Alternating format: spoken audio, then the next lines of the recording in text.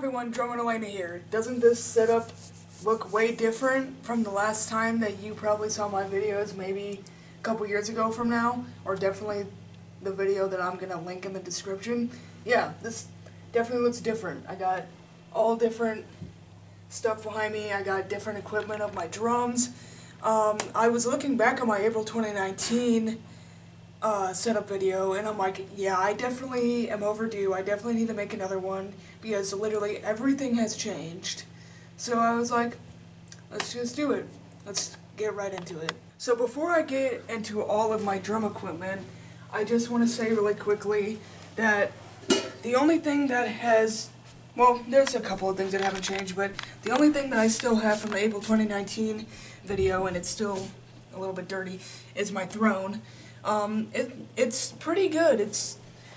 I'm probably gonna keep it for a long time until it breaks for some reason, but I would say these are the best kind. The circle ones with the hard cloth are not the best, because if you're like playing gigs and stuff, you need like the soft sort of cloth to play for like 2 hours or so, because that's just uncomfortable if you're on those little circle ones. I would say just get any other throne that is not a circular kind, because those hurt your butt. It's called a head spinal glide, if you ever want to get one yourself. I highly suggest it. It's really nice, and so far nothing has broken.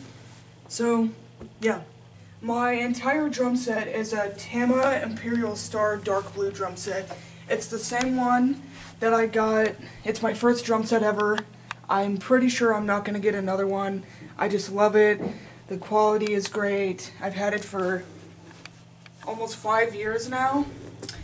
So I would say just really invest in just getting one drum set. If you're playing multiple gigs, obviously you will probably, well, not multiple gigs, just like if you travel around a lot, you will probably need more drum sets. But the music store that I play at, we have their own drum set that they have for drum lessons there that I use, so I don't really need to bring my own drum set, which is good. So pretty much all I need to do with my own drum set is I have it here and I bring it along with my gigs. Other than that, you don't really need any other drum sets. It's really good just having one main one. But yeah, it's a Tama one, but throughout this video you will see that I have different brands of everything. So specifically this drum set is only Tama, but everything else you'll see it's a different brand. The snare that I have, it's a Remo Ambassador coated. It's a 14-inch. It's really nice. I like the sound of it. You can see it's kind of getting beaten, but that's okay. I've tried Tama, and I think I've only tried Tama and Remo. I only like Remo, snare, and tom heads. Those fit the best for me. This is a Remo tone control ring, which is also 14 inches.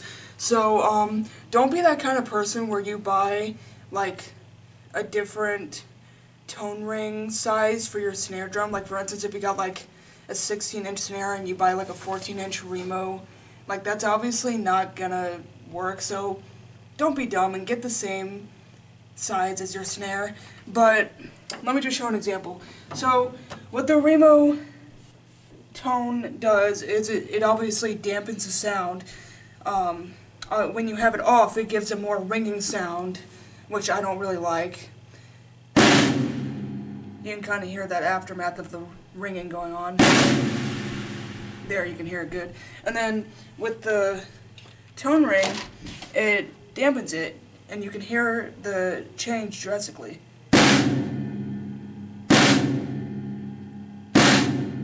So I highly suggest getting a tone ring if you are a creator on YouTube doing drum covers or doing gigs. Other than that, if you're just playing for fun, it wouldn't really matter. But well, also some people use moon gel. Yeah, also some people use moon gel. You could use moon gel as well. And even tape and stuff like that. Yeah, tape.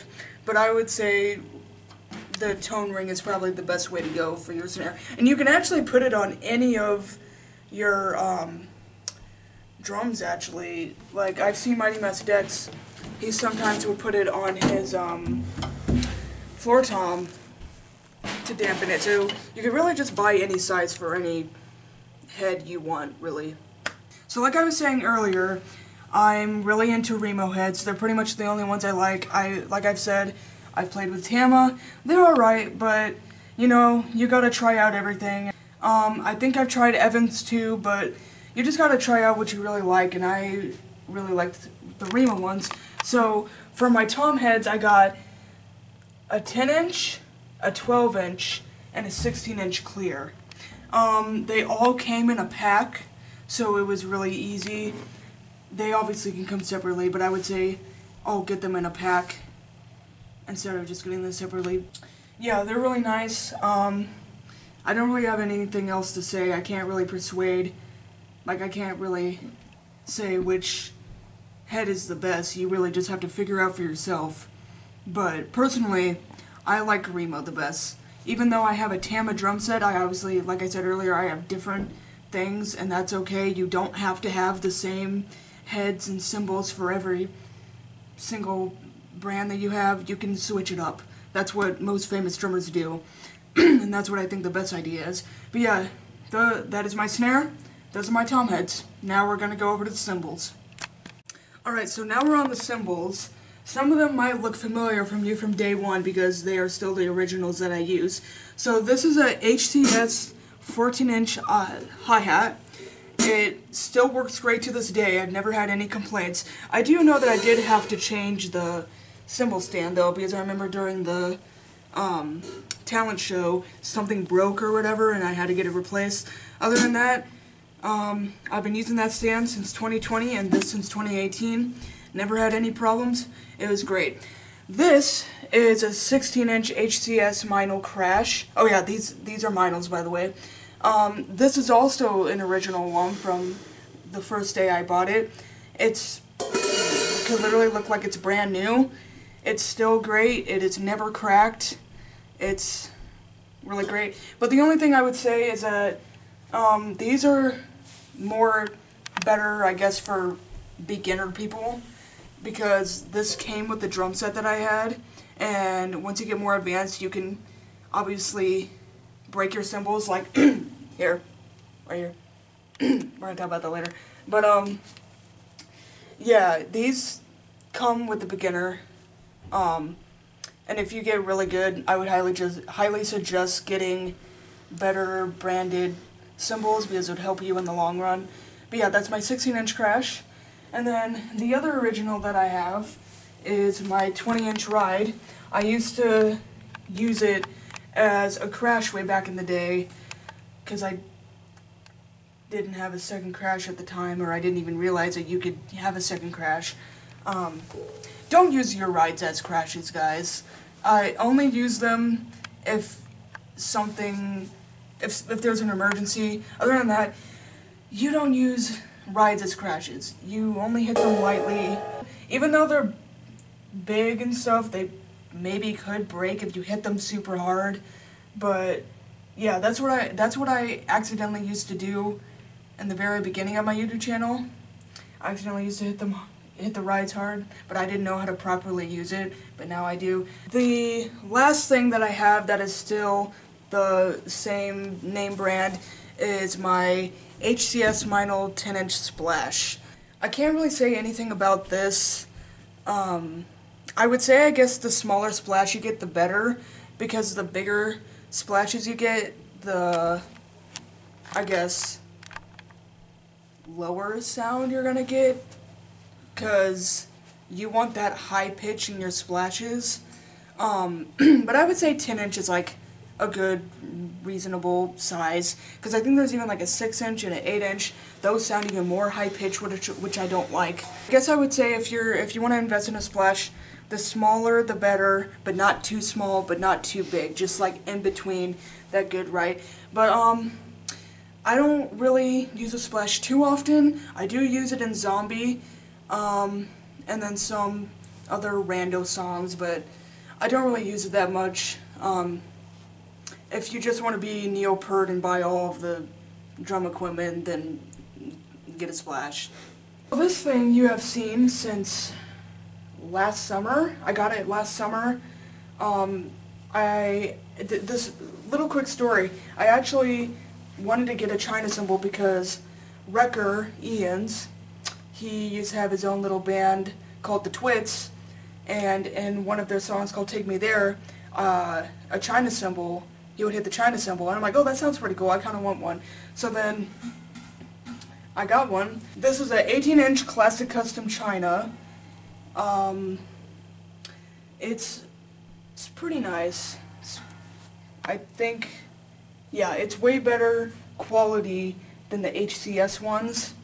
Like the Splash, can't really tell you which one is the best one to get. You really just have to pick the one that you're drawn to the most. This was the one. I know I kind of wanted to get the same size as most of my crashes are. I know there are bigger ones and smaller ones, but I just wanted to get a medium-ish size. It sounds really good, and actually, back then I didn't use it that much, but now I've realized that you actually use China in quite a lot, and I even substitute it in some of my gigs that I play. Some of the songs like Man in the Box, I substituted in Slither by Velvet Revolver a little bit. But yeah, it's a fun little thing to hit once in a while if you want to add variety of sound to your drum set. It's way different from your crashes. It has way more of a louder and punchier sound to it. Again, if you want to be a neopert wannabe, get all the cymbals, the tom heads, whatever, go for it. Get a cymbal, get a China cymbal. Yeah, get a cymbal. That's what you need to be a famous drummer. Get a cymbal. I swear, I think I'm literally like, I'm gonna fall in this video. I can just feel it. I'm gonna fall in this video, and you better record when I fall. This is the newest crash that you guys have seen from my channel. I originally had an 18-inch HCS Meinl twice. I had it twice, and because of, I guess, the beginner quality of it, it broke. So I was like, I just need to get a better quality cymbal. So like I was saying earlier, if you are intermediate drummer or you've been playing for a long time, expect your cymbals to break. And these can cost, well, yeah, cymbals, anything with the drums really can cost a lot of money.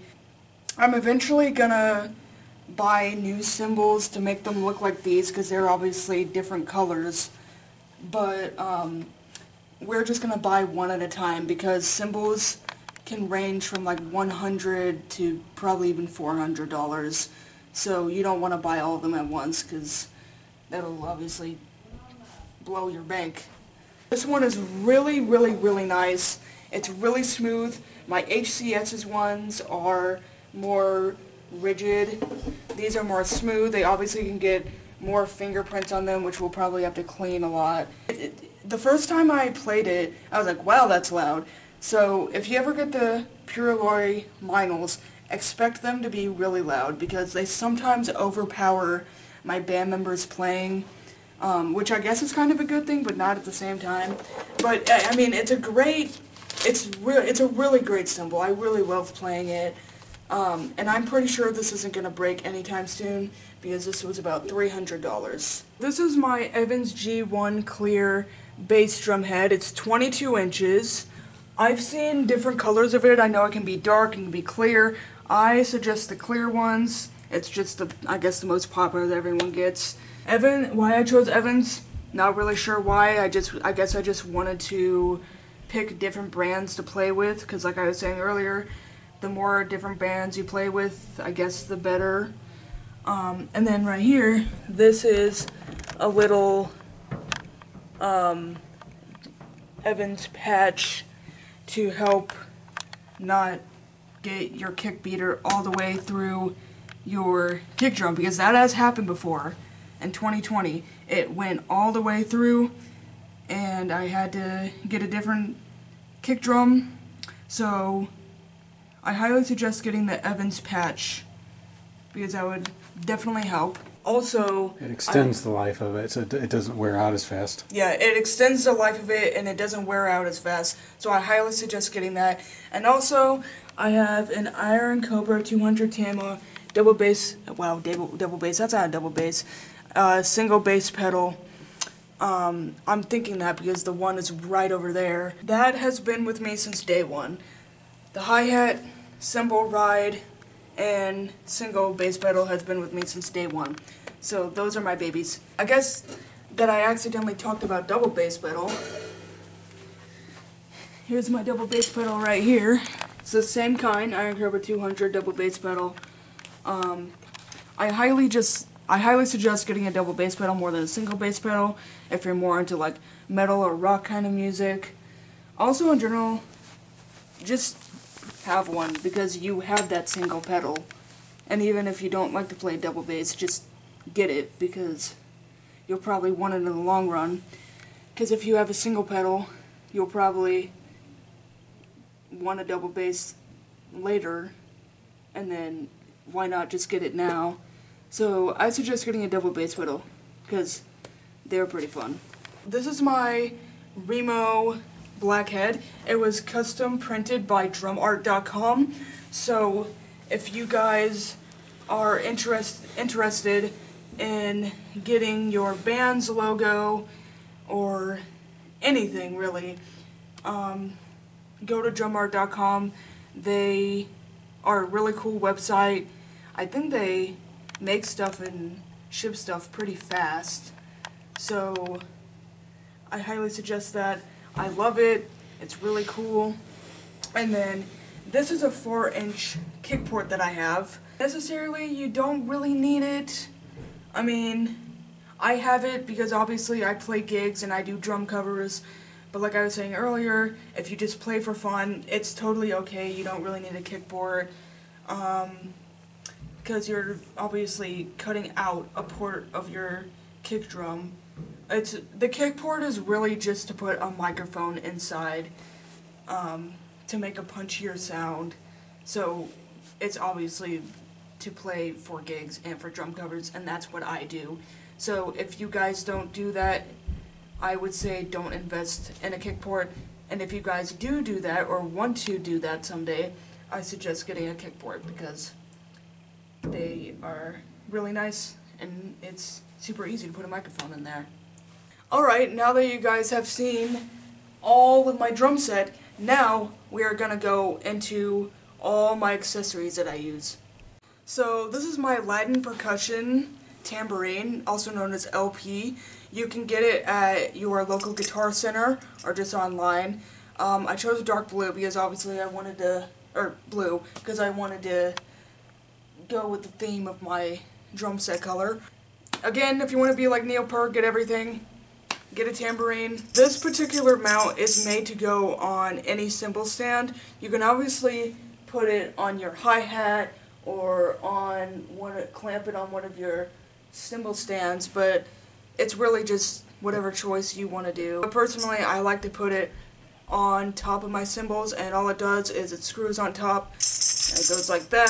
You just twirl it around, and then it'll clamp on there. You don't really use too much tambourine in songs with the drums, but I have it because we are actually learning a song right now that has tambourine in it. It's good just to have it on your hands once in a while. Just keep it and just wait and see. But yeah, tambourine, it's pretty cool. And also it's cool, like the China cymbal and splash cymbal, to like substitute stuff in songs. So I like the tambourine a lot. These are my two cowbells.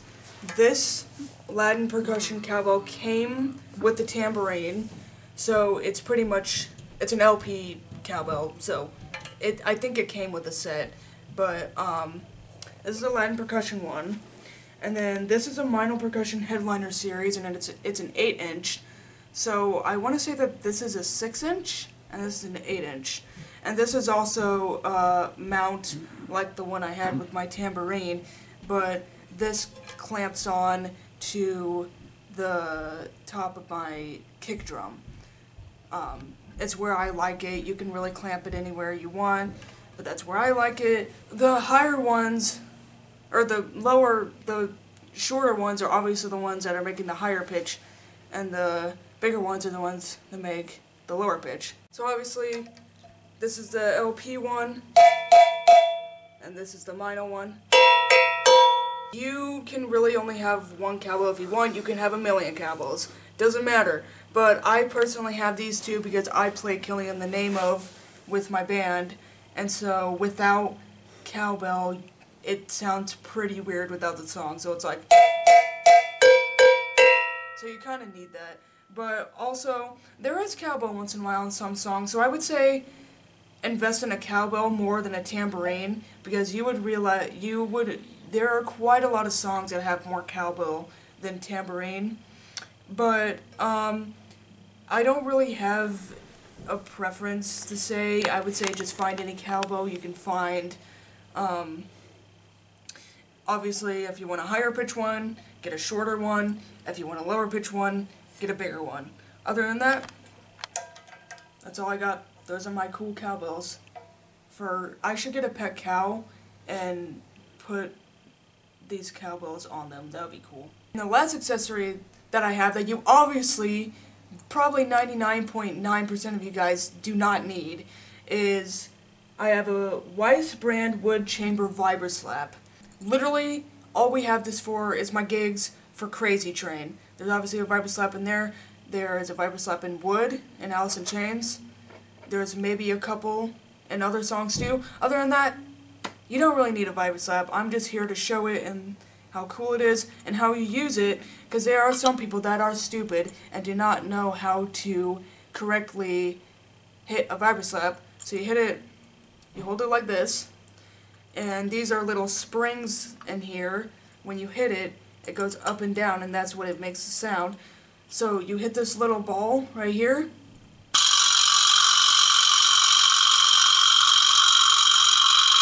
and it goes like that.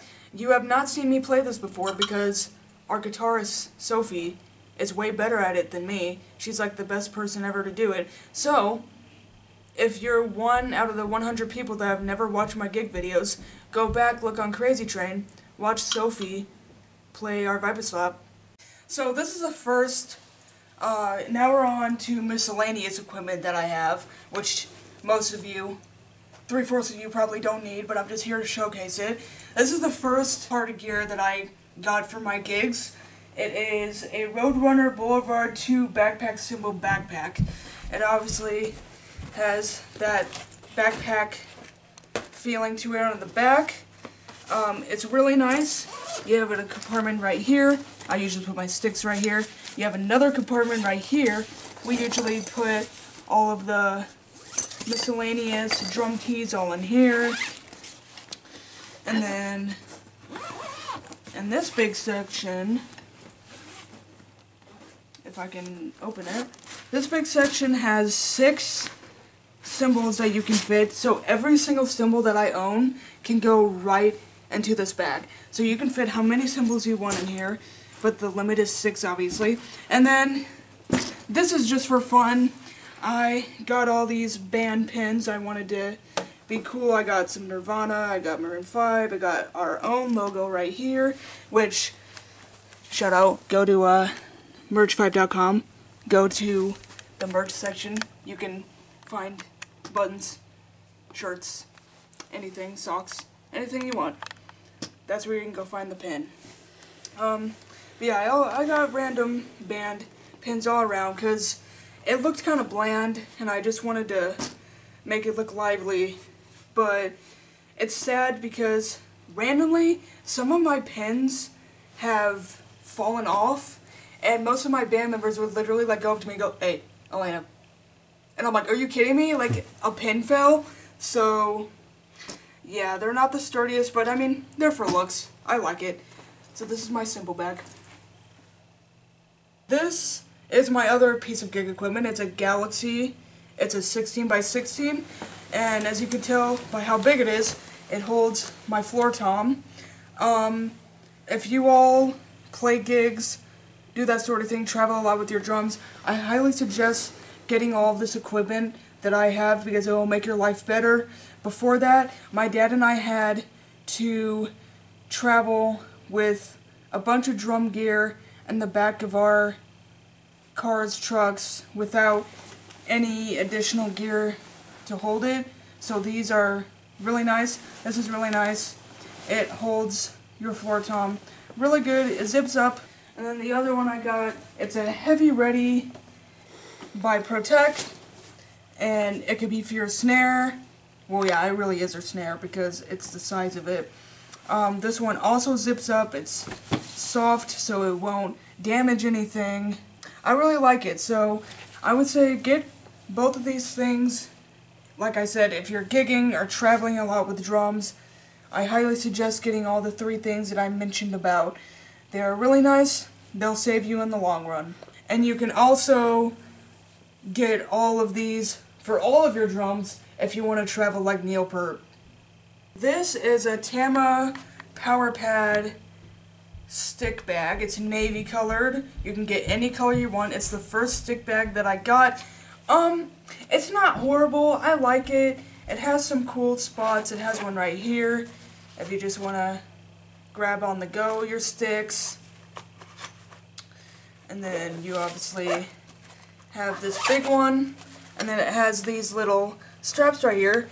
It can connect to the nuts of your floor tom, and then if you're playing a gig and you lose a stick, you can just get one, go back into drumming. I personally don't use this one. I have another stick bag that I will show in the next clip, but I just use this one at home. It really doesn't hold that many sticks. I mean, it does, but you're kind of limited. But this stick bag is good. Just doesn't hold as much, but it's still really nice. This is my other stick bag. It's my on-stage stick bag. I use this one when I go on gigs. As you can see, it's really big. You have a lot of compartments. You have one here, and then when you go in here, I can never open stuff. You have a lot of compartments where you can stick more sticks in. So personally, I like to use the bigger stick bags. Not because I do lose sticks, but like, it's just better if you have more than less sticks, really, at a gig. But I like to use this one more at gigs. But really, whatever stick bag you get, really doesn't matter. They're all good. But those are just the 2 ones that I recommend and that I use. Now we're on the section that I like to call the miscellaneous. These are either stuff that I just want to share for fun, or just other random things that you might want. So the first thing I got, these are some old drum notes that I got for my drum teacher back in 2017 when I used to do drum lessons. They're just fun little drum notes that he would give me. You know, little 1/8 notes, 1/4 notes, 1 2 you know, the simple beats. They're just fun to look back on. Single, double stroke, paradiddle. Yeah. This thing you guys have probably seen a lot back in, I don't know, maybe my 2019, 2020 videos, and you're probably like, what is this? Well, back in 8th grade, we did this one little activity where we got to plaster our hands, and we got to use any gesture we wanted, and I obviously wanted to do the rock, and then we got to the rock sign, and we got to paint it whatever we wanted. I thought this was a cool design, and I put Drummin Alaina on here. This is my own hand. It's pretty cool. My hand's kind of the same size, so I haven't really changed. Yeah, that's my Plaster Hand, and if you ever wondered what the heck that was, it's my hand. Neil Peart should have done it, but he did. So you guys have probably never seen this before, but I legit think I'm probably going to frame this because of how cool it is. But this is the first drum card that I ever received from band practice. It was the first time I went to band practice. These were all of the songs that Jim, we like to call him Jim, but we call him random stuff. Dr. Pepper lover guy, the cool guy. He's everything. Yeah, when I went to my first practice, he wrote down all of the songs I needed to do, and there are even some that we didn't do. We never did Dirty Deeds, AC/DC, and we never did I Miss the Misery, Hailstorm, which I still can't do that song. But yeah, this is a little bit of little memorabilia that I like to keep, and I actually kind of want to frame this, so hopefully I can do that someday, but this is a really cool piece of my journey into Merge 5. So this is my Drummin Alaina poster. I'm not sure who made this, but I have it. It's pretty cool. It used to go on top of, well, not on top, but like on our tripod stand when we used to record videos previously. But I thought this is a little cool thing to show you guys. This is a Futuro Performance Comfort Wrist Support. Back then, when I used to do my gigs in the very beginning, my wrists and hands would really cramp up, and we bought this, and it did help a little bit, but I feel like it really doesn't at the same time. So you get what you get, really. I'm not really saying you should get this, because it helped me, but it didn't at the same time. But I'm just showing this because this is what I used a couple of times. I think it's really more to like work out than like playing an instrument. So if you guys have any suggestions of like actually like performance, like wrist comfort support, like playing drums, if you find anything, please let me know in the comments below. I would really appreciate it, because I'm not sure if this is the right one that I used back then, but yeah, please do that. That would be really helpful. These are our Tom Moongel drum damper pads. I actually have one more left. We bought this because my kick drum was way out of tune, and so we needed to get, because the kick drum is probably the most hardest drum to tune. Your other ones you can easily do with the drum key, but I mean you can do it. You can do a drum key with your kick drum, but it's the least one you would do. So we got Moongel. It really helps with getting a better sound with your drums. You can put it really anywhere. You can put it on your kick drum, your snare drum, any of your heads. Do not put it on your cymbals. Just put it on any of your heads. It works really well. I haven't had to use it since. The only thing that's a kind of a con, it does stick on there for quite a while, but I remember one time when I went to my drum set, it's probably like a couple months later, I went down and the Moongel literally disappeared, so I assume it just fell off. So expect it to randomly fall off. It's not going to stay on there forever, which if it does for you, congratulations. I don't know how that happened, but just expect for it to not be on there as long. So the last thing I got for my miscellaneous stuff is my Music Nomad Cymbal Cleaner. We have been using this for a couple of years now. It's really nice. The only thing about this is that when you polish, it does come out black, so you might have to wear gloves. Also, I think because of why we used it a couple of times, most of my cymbals, the wording on it, it's faded away. That can also happen. So I would say be really careful with this, wear protection, but it will be a good result in the end. Alrighty, now we're going to go on all of the sticks that I used to use or do use now. So the first thing I got a baby drumstick. This was the first drumstick I ever used with my beginner kit.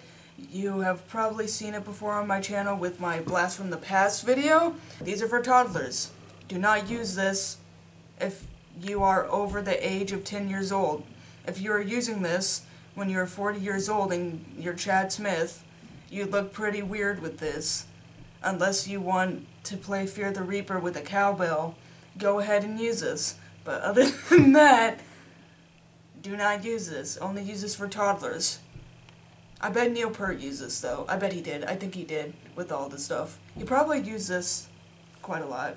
I feel like Neil Peart was the kind of person that played with this. So the cool thing about this one, I do not play with this one because as you can see, this is signed. I did have, before I got these acoustic panels, I did have some little posters back here, and you probably saw a drumstick hanging on top of it. That was my signed drumstick. It's a on-stage selected Maple 5A, and it's signed by the band 10 Years. I still do not know who the band is. I still need to listen to them. But my best friend went to one of their concerts and she got a signed stick for me. And I thought that was really cool. But yeah, this is a little cool memorabilia. Oh yeah, also, if you get signed sticks, don't play with them. They're more for show, so... Because if you play with them, you're gonna mess them up. Why I brought these along, these probably look really familiar to you. I didn't use them. I showed them to you guys back in my April 2019 setup video. And you can see, I think they were a little bit worn down, but as you can see, they are really bad now. I'm obviously not going to use them anymore. We are going to throw them in the fire. They're going to be gone. But I just wanted to show you guys how bad they are now. As I said earlier in the video, I'm going to link the old video in the description, and you can watch and see how cringy I am in that video with my bad grammar and my braces and everything. Just wanted to show these say rest in peace in the comments to my glitter red drumsticks. They have lived a good life. My favorite drumsticks that I use personally are the sound percussion ones, 5As. My least favorite ones are 5Bs. The thicker ones, I absolutely hate. 7As, I like them too. Personally, I like the thinner ones. The thicker ones, I'm not really a fan of. If you don't know what to do, buy all of the sizes you can and figure out which one you like the most. But personally, I like 5As the most. And brands, I mean, it kind of matters to me. The on-stage ones I really don't like because their 5A ones are thicker, and I'm not the biggest fan of them. I would say sound percussion is my favorite. I recommend sound percussion 5As. These are some ProMark Shira Kashi Oak Poisson 5As that I have not touched, with white tips. They are still brand new. They're still in the case, as you saw, but I might use these sometime.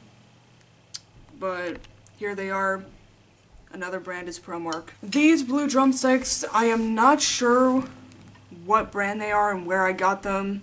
I just really wanted some painted drumsticks, but as you can see, like the glitter ones that I had, the painted ones you get, the paint comes off really easily, and sometimes the paint can get on your drum set. I haven't really been playing with any paint ones recently, so I wouldn't know, but I remember back then a little bit the paint got on my drum set. But the painted colored drumsticks, they're cool. It's just, don't expect them to stay like that for a long time, because they're obviously going to wear off and they're going to be like this. And obviously, I really don't play with painted drumsticks anymore, because once the paint wears off, it looks ugly. And who would want to play with ugly drumsticks? So I would say just stick with the wooden ones. The painted ones are cool once in a while, but just stick with the regular wooden ones. So these are Zildjian 5A Acorn Select Hickory ones. These actually, the paint hasn't actually worn off as much. It's probably more durable than those last ones I got, because they're probably an actual brand and those ones weren't. But these I really like. I play with them once in a while, but like I said, I don't really play with too much painted drumsticks anymore. They're really more just for looks. Just, like I said, go with the wooden ones, but if you want to go out there, be like Neil Peart, be different, get colored drumsticks, live your life, like Nick Cordero. These, you guys have also probably seen before, they are Zildjian 7A Acorn Dip. Like I said, I also like 7As. They're actually way more lighter and skinnier than 5As, which, I like the skinny lighter ones, but the too light ones, I'm not really the biggest fan of, and the heavier ones, the heavier, thicker ones, I'm not a big fan of. So I like that in between. I don't like it too heavy or too light, and I don't like it too thick or too skinny. I just like it in between. But these are my orange dipped ones. They're pretty cool. The only thing, like I said in my last April 2019 setup video, you do get calluses because they're kind of rubbery. Also, I don't know why I said I recommend these. I said in my last video I recommend them if you want calluses. So yeah, if you want calluses, I recommend getting these. And then my last sticks you got, which probably aren't really our sticks, They are my ProMark B400 brush sticks. You guys have probably seen these a lot. I played with them once in a while. These you probably will use the least. You're either probably going to be using these with jazz music or just substitute random stuff. I got blue tips because obviously I wanted to be with the theme of my drums. These obviously make a softer sound when you hit the drums. These are also adjustable too. You can make it how big or small you want them to be. Really cool if you want a softer sound on the drums, or if you don't want to annoy your parents or Neil Peart from the Dead. Get these. Other than that, you don't really need these. They're just cool to have, really. Cool to be different once in a while. So these are my brush sticks. By the way, if you guys are getting into this joke at the very end of this video, I know I'm probably saying his last name wrong. It's just how I say it. I know it can obviously be Peart or Pert. I just say whatever. Tomato, tomato is what it is. I just wanted to be funny with you guys. I don't need to be accurate. It's actually more funny mispronouncing stuff with jokes with them other than like saying it accurately. So yeah. This is my Shure SM57 overhead mic. You guys have probably seen this before. This Shure mics are the way to go if you want that really good quality sound. We used to do it for the snare, but then we realized how loud it can actually be. So I suggest if you get Shure mics, get them as overhead ones, because if you get them too close to a cymbal or a head, it's going to be very loud. So I would suggest doing them as overhead mics. But yes, this is my Shure mic. I like it a lot. This is my digital reference mic. It is specifically for kick drums. It is specifically for kick drums because it's tuned for lower frequencies. You can obviously find all different kinds of mics for different drum pieces online. If you guys don't know how to put mics in a kick board, which you're pretty dumb if you have an IQ of 95, but you just go like that. Goes right in there. Also, we have a pillow in here, so if you have like a pillow or a blanket, anything like that, it helps dampen the sound more. And you can also lay the mic on top of it if you don't have a stand. This is my other digital reference mic. It's not really any special, it's just random mic we got. It's for my ride. It's pretty much this side of my drum set. Then I got that overhead mic for that side of the drum set. And then the last one I got is my snare mic. It is the same as my other mic over there. Not really anything special, just mics. Now we're on our recording equipment and how we record. This is probably the part of the video we're like really desperate on figuring out. So what we record with a Nikon camera. We used to record in the very beginning with the iPad. I highly suggest do not do that. Either record with a really high quality camera or a video camera, anything you got that would have better quality. And then down below here, this is a Elgato capture device. It helps you connect the camera to your laptop or whatever PC, laptop, whatever you're using to do that, so you capture the video stream. To capture the video stream. This is a ring light that we use. Usually these are for actors for self-tapes, but we turn this on, and that just makes more light come through to make myself brighter. These are all little contraptions that my dad made. Can't really tell you how to do it because it's his setup. Whoever records or makes your videos, they can do their own setup, but I'm just showing how we do it. So this is all of the stuff that we do. And we do not have that Go mixer anymore. By the way, that Go mixer, I'm pretty sure it just stopped working, and the iPad that we used, it eventually died.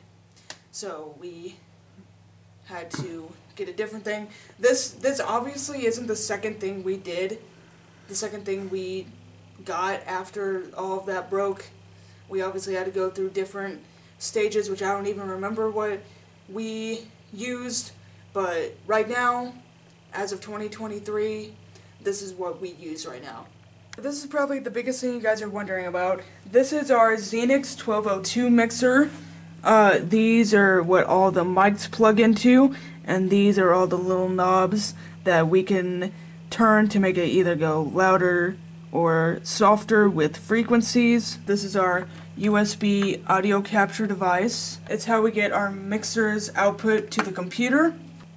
I know that some people use, I know that they listen and play the drums, but they don't record the music with it. They just put the music on it after they record it. But what we do, my dad, he plays the music through my headphones and on the laptop, and so we do not have to like go back into an editing software where we have to add in the song. It automatically plays with my drums, with the mics and the laptop and everything we have. So I suggest getting this mixer if you do not want this mixer and this audio capture device and all the stuff that I talked about previously. If you are sick of putting your music into your drums for drum covers. So now going in depth of how we record our videos. So we use OBS Studio, and as you can see, this is the front of my drum view from the camera. As I said, that camera also goes to the feed here to the laptop. This program also mixes the mixer output with the video. So when you go into the OBS Studio, you have to configure stuff. It automatically won't be like this, but I would say you have to be pretty technical.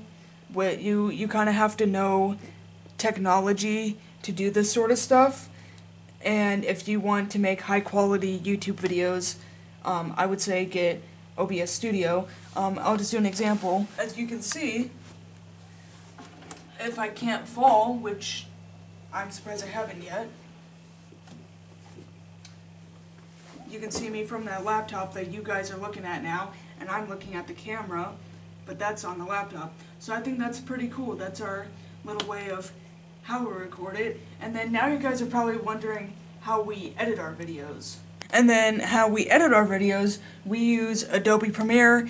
It's really not that hard to figure out. The OBS Studio, on the other hand, you have to be pretty technical to figure all that stuff out. But the Adobe Premiere, it's really not that hard. It's where my dad and I edit my drum covers and gigs. For instance, my last drum cover, we used Clipchamp. Pretty much most of the time we use Clipchamp to edit my drum covers. If it's like gig videos, for instance, we use Adobe Premiere, but if it's just short little things that you need to make quickly, we do Clipchamp. Gig videos, we do Adobe Premiere, but this is Clipchamp. This is what it looks like. It's pretty easy to use. Yeah, so that's how we edit our videos. I know, the best thing that you all have been waiting for, my acoustic panels and my posters. These are cloth gray acoustic panels that we custom bought and was made for our basement. They're really nice. I don't think you all have seen the whole thing. Those are little ones, and then we got a tiny little one for a light switch right there. So these are really nice. I really like them. They can dampen your sound, but not as a whole. You would kind of have to fill your whole room to dampen the whole sound, but it's pretty much just for looks. It's pretty cool. And then these posters, if you all are pretty dumb and don't know what they are, these are all my Merge 5 posters and all the gigs that we have played at. So we got our very first one, Rock the Legion, of November of 2021. We got Rock the Legion, I didn't fall. We got Rock the Legion, December 2021. It was an ugly sweater Christmas party. That one was pretty fun. Then we got, oh yeah, these are all in order, by the way. Then we got Rock the Legion, January 1. This one was pretty cool, also at Troy American Legion. This one was my favorite one. We actually got to do a podcast. Well, we actually got to do a podcast from the November one and the February one. This one was my most favorite because we got to play with other 3 teen bands, Starkillers, Yikes, and Electric Baby Powder. And a pretty cool fun fact, to this day, my band and I still keep in contact with the Starkillers and Electric Baby Powder. We've been to support some of their gigs. One person actually goes to my college of one of the bands, so we see each other around once in a while. So it's really fun playing with other teen bands, getting acclimated with that, because you make new friends, you get to support new people, and I think that's really cool. So that was a really fun gig to do. Then we got the last Rock the Legion ever, from March of 2022. That one was alright, but it was our last time ever playing there. This one was really fun. We got to play at a parking lot of May of 2022. We got to play with the Starkillers, like I said earlier. They're a really cool band. We got to play at Bonifest. That was really cool. There we are right there. Dirty Mugs played. They were a St. Louis band. I got to take a picture with the drummer and the singer. Nico Smith, he's the son of Ozzie Smith. Really cool. First time we got to play at the Creamery. It was teen night. We got to play with the Starkillers once again. That was really cool. We get free ice cream, so that's a plus. We got another Creamery poster. It was just us playing, and I remember it was raining that day, so it wasn't our best gig, but, you know, free ice cream once again. We got another Creamery poster. That was October. That one was pretty fun, too. Ow, my foot. Then we got, first time ever, Old Herald Jingle Jam. We're going to be doing it again this year. It's a lot of fun. The only con is that you play in the cold out in Old Herald, but we were the headliner, and that was a lot of fun. And I almost got abused by the Bumble. Or I did get abused by the Bumble. Last poster is TJ's Place. You guys have never seen the gig before. We didn't post it. We didn't record it.